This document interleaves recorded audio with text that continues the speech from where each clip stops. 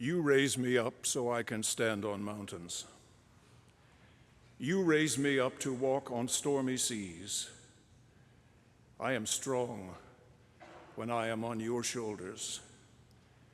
You raise me up to more than I can be. Amen. The late American poet Mary Oliver has written, "I don't know exactly what prayer is. I do know how to pay attention. Doesn't everything die at last and too soon? Tell me, what is it you plan to do with your one wild and precious life?" My wife Elspeth and I have been at the cottage for 5 months. Pretty nice way to spend spring and summer. And so we arrive early before the buds are on the trees, and then the robins come and the geese fly over the cottage, and the buds grow into leaves, and then you have to cut the lawn, and then the kids come and the grandchildren come, and you open the swimming pool, and you have a summer with lots of happy hours and wine. And then the weather suddenly changes in September, and you know things are going to go downhill fast. And about this time of year, in the mornings, a dense fog settles over the lake. You can't see the other side, Prince Edward County. It's usually there, but it's gone. And the vast farmer's field on the other side is just a sea of thick mist. And at about 7:30, I let our dog out to do his morning ablutions, and I look out the window, and a few moments later, he's sitting on his haunches by the edge of the field, peering into the fog. And he stays there for a very long time without moving at all. And as I watched him, I thought to myself, we do that. Life arrives as banks of fog, and we sit on our haunches staring into them, trying to figure out what we see.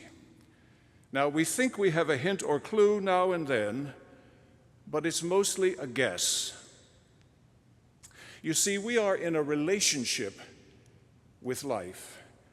You know how tricky relationships can be. You know they're everything, but you're always asking yourself, how do I fit? To whom do I most deeply belong? Am I messing this thing up? Does anyone really care about me at all? And the questions come out and fall into the fog.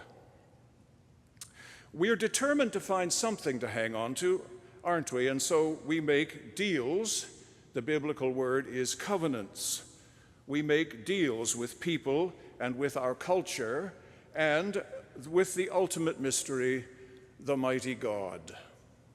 And in such covenants, we hope to stay safe and to benefit and to strive for something beyond our mortality and our momentary circumstances. So we strike a deal. But the more I thought about it, the more complicated the deal became. And those questions began to arise again. Am I getting this thing right? Will it offend people if I make this deal? Am I putting myself in danger if I make this deal? And we do it against the profound silence of the universe. There was a man who used to come to worship here over the years. His name was Gilles Boudreau, and you might remember him. He had had polio as a little boy, and all his limbs were small except for his right hand, and he would wheel in his wheelchair with great French élan, with his beret and his scarf swinging in the breeze, and he was a counselor at Seton House. And he and I would meet for coffee along Front Street at Tim Hortons sometimes, and by the time I got the coffee ordered, he'd cleared a table and he'd be sitting there, and before he even said hello on this one day, he looked me right in the eye and he said, "You know, God never said a word. It is we who do all the talking." That statement has stuck in my craw all these years because he is absolutely right. So we operate in life by what's called consensual illusion. It's an illusion, but we agree that it's how it works. We struggle for a basic agreement as to how things will be among us, and we stick with it in our best moments. So we agree we're not going to run red lights, and we're not going to jump the line at the store, and we're going to keep our hands to ourselves, more or less. But our consensual illusions are always subject to change because everything is always changing. And battles for justice against self-interest go on just under the surface of every consensual illusion. And since the universe is silent, we are the ones who write both sides of the deal. Did you think of that before? We tell God what God will do, and we tell ourselves what we will do. And of course, we try to give God the greater weight because by definition, God is God, and you don't want to mess with God in case there is one. So we give God the lion's share, and we take what is left. And when the deal is hammered out, we see that it has hundreds of codicils attached to it at the bottom. People include their own special interests in the codicils. Republican interest, Democrat interests, rich interests, poor, the young, the old, male, female. We all want the deal to go our way. Even when we write the attributes and duties of God, they are always changing because the consensual illusion is always changing, and our social needs and social understanding are always changing. I was looking at the God of the Bible. The God of the Bible is made of colored pieces in complex patterns. The biblical God is really a mosaic when you think of it. These are some of the attributes we have given to God. God is a lover. God is a companion. God is a fearsome overlord. Do not touch the mountain. God is a violent warrior. The Lord is a man of war. God is a killer of women and children. Read the text. God supports terrorists. Read the text. God is an ethnic cleanser, one who plays favorites, and one who is distant, fearsome, and unapproachable, and one who cares for the little lambs and carries them in his arms. We also highlight certain commitments that God is going to make in our deal. We will tell God what God will fulfill. You're familiar with them. God will assure our political dominance. In every culture, the priest, the king, and the pecking order will have all the prizes, and nothing will change. God will lead us in a military conquest. Read about Deborah and Gideon and Saul and David. People are not free, they're only free to obey our rules.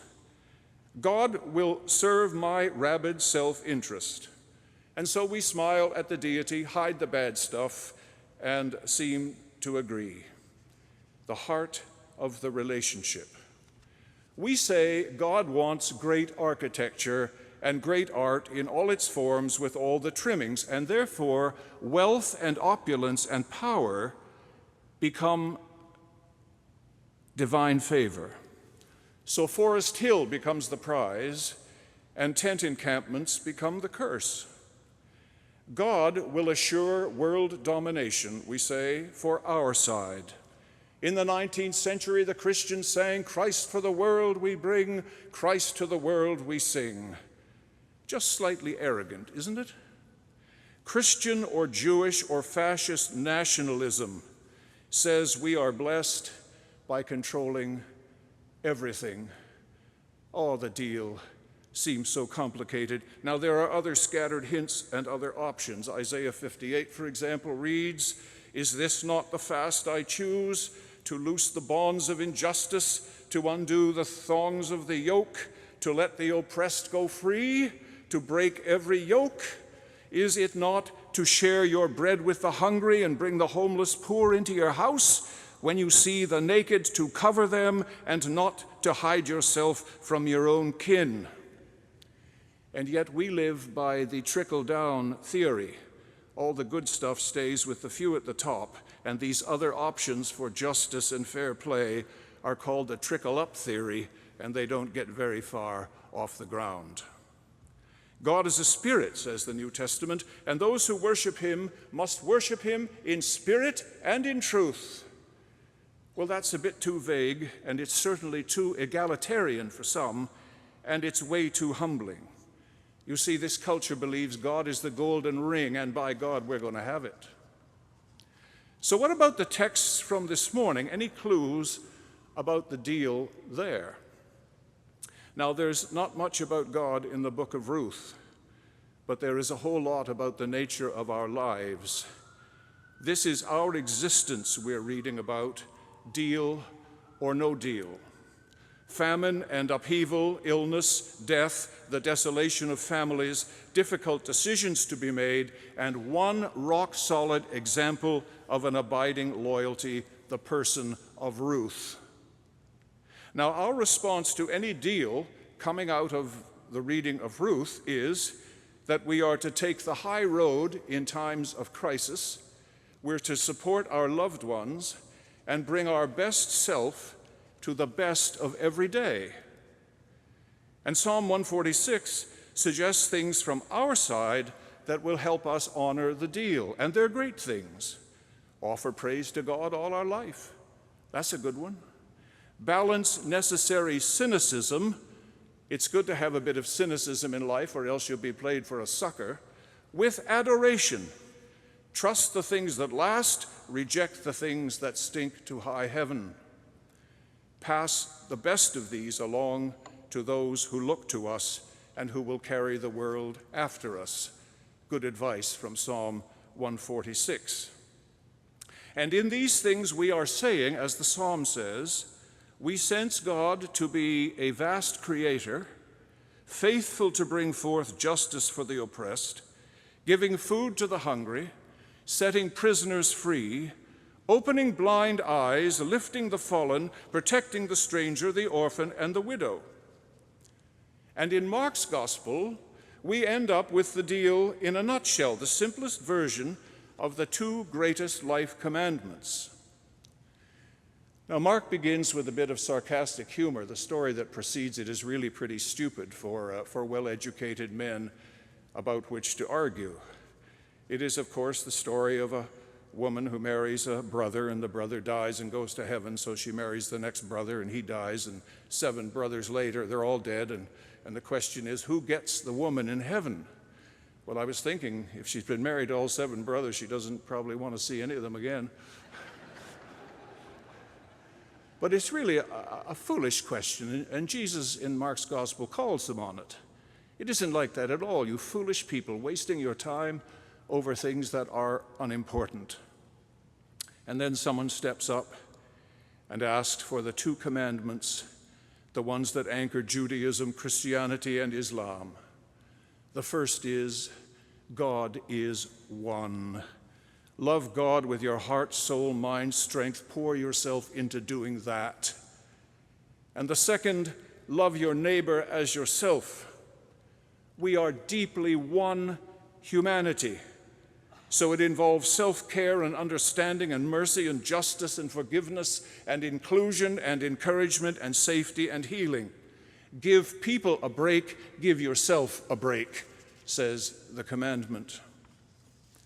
Now, these responses will lift us above the false flags of worship without heart and theology without life.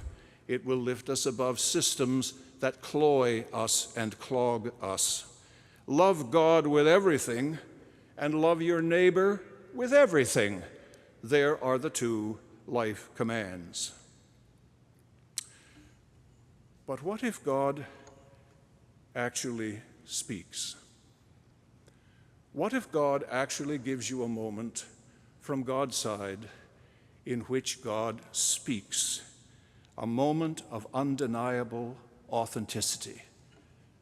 What about that? A few years ago now, Janet Godesky, who was our administrator for 12 years, died of brain cancer. It was a very sad thing. She was a dear friend to us and a comrade and a confidant to me. They tried to operate on her to see what they could do, but they could not bring her back to consciousness. And so for a week, she lay on life support, and her husband Gary and family and friends gathered round to sing to her and to play her music and to speak to her and to thank her for her life. And then they pulled the plug and she died. I was invited to speak at her funeral. It wasn't something I was looking forward to doing. So Elspeth and I drove out to Burlington a little bit early, parked at the Anglican Church parking lot, sitting in the sun, a beautiful day. We weren't thinking of rushing into the building any time too soon. And on the classical station came Holst's The Planets, Jupiter, the bringer of jollity. Who was thinking about jollity on a day like that? And it played along, and then it came to a tune that I recognized but could not quite put my finger on. Jonathan, would you give us the tune?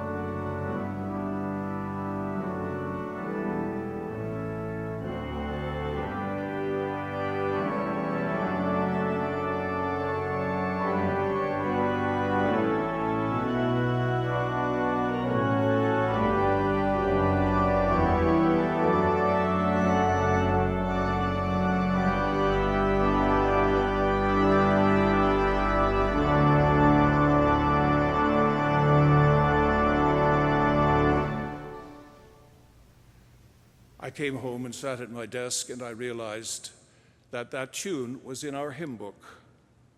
And the words of one of the verses I read were these: "The flower of earthly splendor in time must surely die. Its fragile bloom surrenders to you, our God, most high. But hidden from all nature, the eternal seed is sown, though small in mortal stature, to heaven's garden grown. For Christ, your gift from heaven, from death, has set us free, and we through him are given the final victory." And then came the moment of authenticity. It was Janet's voice. Janet sang the verse to me with her voice, and I knew she was safe at home.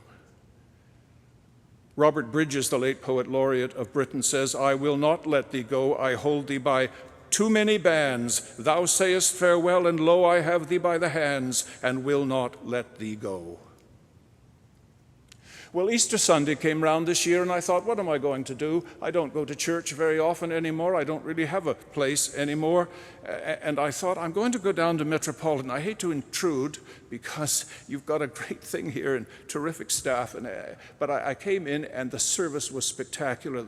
The band and the choir, Jonathan at the organ, and it was just great. Jason's preaching is, as you know, outstanding. And I went home on my tippy toes, sat in the car, and drove up Avenue Road towards my house, humming away to myself. And I turned on the radio, and guess what was playing? Jupiter, the bringer of jollity. Affirmation in the voice of God. So here is what is to me the heart of the deal. There is a current running beneath all the scattered waves. There is a constant breeze freshening the stale air of our common life. On God's side, here's the deal. I will be your God, and you will be my people. Plain and simple, there it is. And on our side, Father, into thy hands I commend my spirit. Simple, there it is. Spoken, lived, refreshed every day is our praise and our anchorage in the fog banks of life. The deal holds.